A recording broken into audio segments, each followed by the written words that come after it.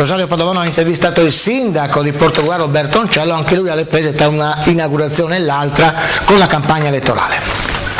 Antonio Bertoncello, sindaco di Portogruaro, dunque manca pochissimo all'inaugurazione del teatro Luigi Russolo, un'opera attesa da decenni a Portogruaro. Sì, è una delle opere più importanti che era nel programma di mandato di questa amministrazione, anzi era già nel programma di mandato precedente, e con orgoglio vuol dire che noi oggi portiamo alla città un immobile e un contenitore che è proprio della cultura di Portogruaro, che è la musica, oltre che la scuola. Quindi raggiungiamo un obiettivo strategico importantissimo, atteso, voluto dalla città da molti anni, e lo abbiamo voluto inaugurare a maggio per dare la possibilità di poter quest'anno, finalmente dopo anni di pellegrinaggio, poter svolgere l'estate musicale all'interno del teatro di Portogruaro. Ecco, c'è stato anche un momento abbastanza polemico nei giorni scorsi su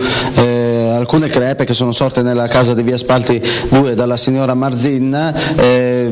polemiche che in qualche modo, non dico hanno rovinato questa attesa, però fanno pensare. La casa presenta qualche crepa, io non voglio dire che è colpa dei lavori, ci mancherebbe, può darsi sia qualche movimento tellurico anche sotto, però qual è la posizione dell'amministrazione in merito a questo grosso problema? Allora, nonostante le responsabilità non possono essere addebitate all'amministrazione comunale, perché è la ditta che sta facendo i lavori, che è assicurata e deve garantire la sicurezza e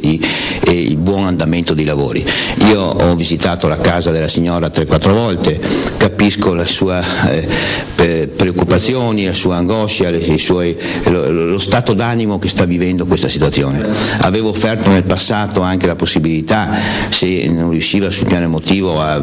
vivere in quelle condizioni che lei avrà visto, di poter anche prendere in considerazione la possibilità di alloggiare in un albergo in attesa che si definissero le questioni.